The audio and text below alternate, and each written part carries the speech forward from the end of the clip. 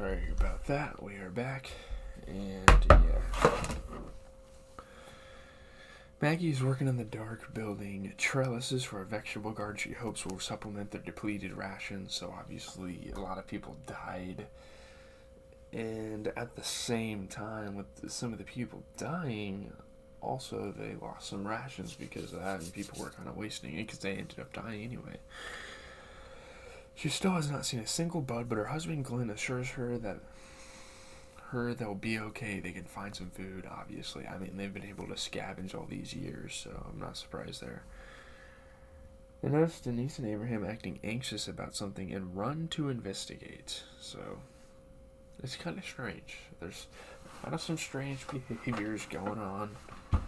So, in Rick Grimes' home, Paul Jesus Rovia finds himself facing the gun barrels of Carl, Daryl, Glenn, Maggie, and Abraham, who all get their first look as Rick and Michonne as a couple. This is kind of new to the group. We kind of got introduced to this idea in the last episode, and it is a very weird dynamic. I didn't expect it to happen.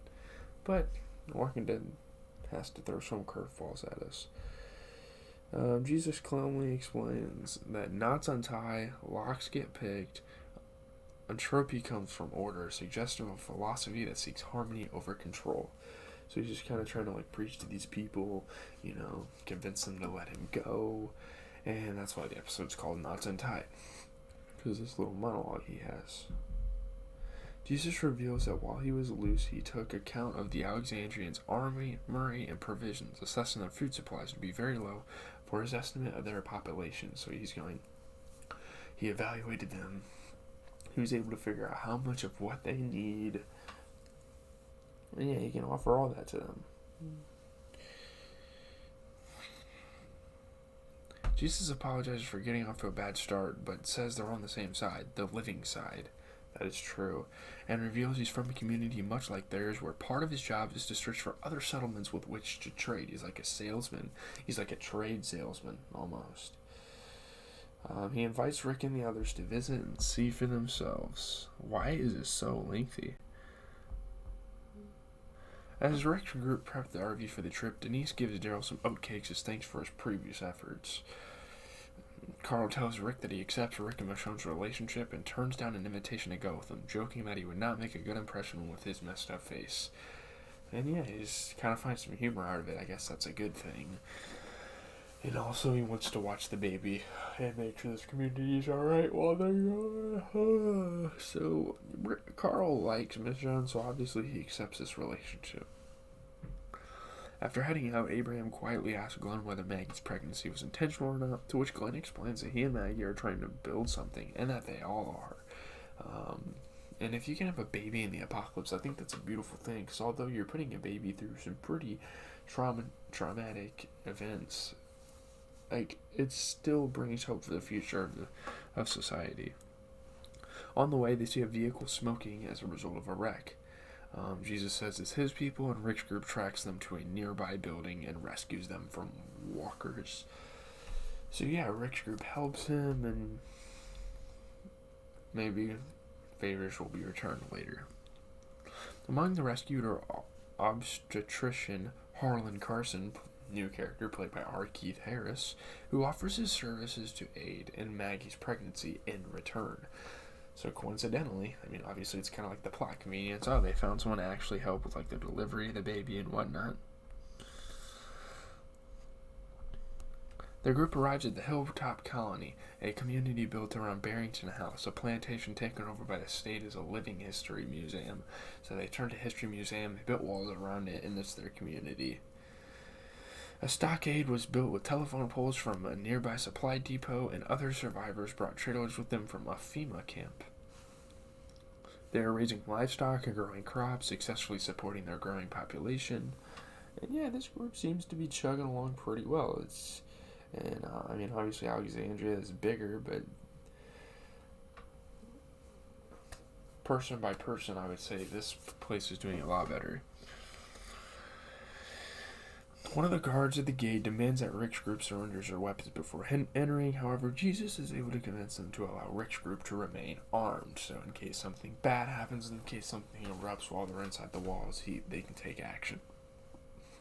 Jesus trusts these people. He's a really good guy. Yeah, it's a very bad in first impressions in this show, but he's a pretty good character all in all. He confides to Rick that the Hilltop ran out of ammunition months ago. Rick signals his people to stand down, and they're admitted inside, and he's kind of starting to realize that, hey, we can help these people out. We can get them ammo. That's something they don't have. They are introduced to Gregory, new character played by Xander Berkeley, the leader and former businessman on the Chamber of Commerce. So he's a pretty prestigious man. Rick ominously says he should not talk to Gregory and tells Maggie to conduct trade talks because she talked to the leader of Alexandria, Deanna, and it should work here. Gregory immediately belittles Maggie and asserts that the Alexandrians are in great need and attempts to use their food shortage as leverage. It's kind of fucked up, honestly. It really is. This guy's kind of a dick. Like, seriously. Later, Rick says that they came all this way for food and they're going to get it, but Jesus calls for patience as he works to convince Gregory that it'd be better to show some goodwill to Alexandria and build a relationship that could pay back in the future. They could be partners throughout the rest of the apocalypse, however long it wanes on, if it ever ends. We don't know. 3 of Hilltop's traders arrive and angrily confront Gregory. This is not good. This is where shit kind of hits the fan. They had been sent to deliver tribute to Negan, who said that it was light and killed 2 people while keeping 1 hostage, Craig, who is like a part of the Hilltop colony, whatever you call it.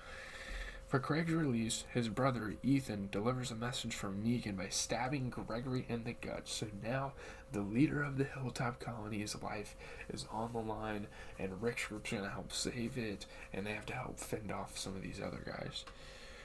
Rick and his people jump in, but Ethan frantically assaults Rick, screaming that anybody who tries to stop him is killing Craig. Rick doesn't give a fuck about Craig, alright? That's something that guy should know. Other Hilltop residents are shocked as they watch Rick kill Ethan, prompting the other 2 traitors, Andy and Crystal, to begin attacking as well. So there's kind of like a mob fight. Everyone just kind of has like a bit of a skirmish here. Jesus intervenes and is able to break up the fight. Only he could bring the peace, man. Abraham, who became eerily still while being strangled by Andy during the fight, says that he's better than alright as Daryl helps him up. He smiles, seemingly having come to a decision in his personal life, as his broken medallion is shown discarded on the ground. It's kind of an interesting thing there. I didn't really know what that was supposed to say, but I don't know. It's weird. After Gregory is stabilized, Jesus explains that Negan is the head of a group called the Saviors. Rick's group kind of knows about these people. The Saviors came to the Hilltop, issuing a lot of demands and even more threats, resulting in a deal. Half of the Hilltop supplies, crops, and livestock goes to the Saviors in exchange for peace. It's kind of fucked up. It's pretty much blackmail. And Rick's group says they know how to deal with these people. Daryl and Abraham say they were unimpressed by the Saviors they had killed, and Daryl offers to kill Negan, take out his boys, and rescue the hostage in exchange for food, medicine, and one of them cows. Of course.